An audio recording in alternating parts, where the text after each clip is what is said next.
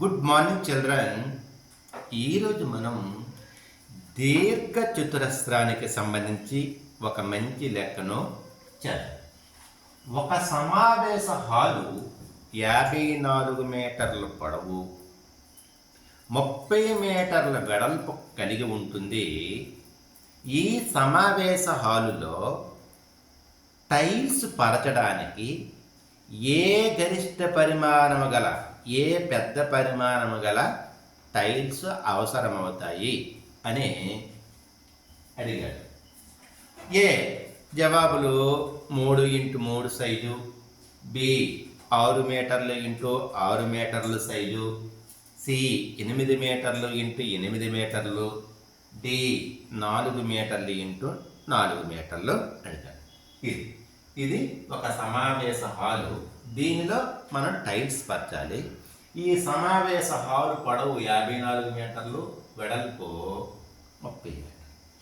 దీనికి సింపుల్గా మనం ఏం చేయాలంటే 54 మీటర్లు 30 మీటర్ల యొక్క గసాక కొనుక్కోవాలి.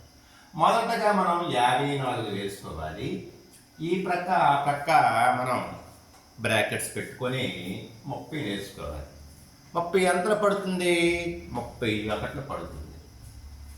54లో 30 తీస్తే 24. ఇప్పుడు ఏం చెయ్యాలంటే ఈ 24 చేత ఈ 30ని మనం భాగాహారం చెయ్యాలి.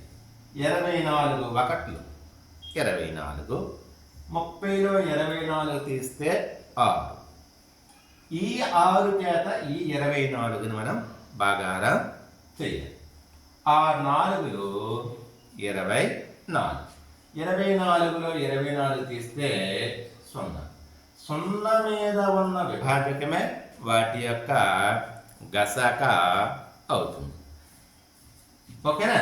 ఇప్పుడు ఈ సమావేశ హాలులో గదిలో టైల్స్ పరచడానికి కావలసిన పెద్ద పరిమాణం గల టైల్ ఏమంటే 6 మీటర్లు ఇంటూ 6 మీటర్లు. అంటే ఆన్సర్ ఏమవుతుంది? బి అవుతుంది. కొన్ని సందర్భాల్లో ఆ గదికి ఎన్ని టైల్స్ పడతాయి అని అడుగుతాడు. ఏం చేయాలి? ఈ గది యొక్క పరిమాణాన్ని ఈ ఒక టైల్ యొక్క పరిమాణం చేత మనం భాగాహారం చేస్తే సరిపోతుంది.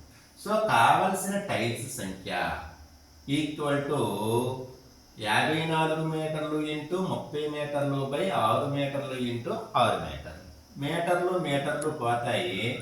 6 1 6, 6 9 54, 6 1 6, 6 5 30, 9 5 45.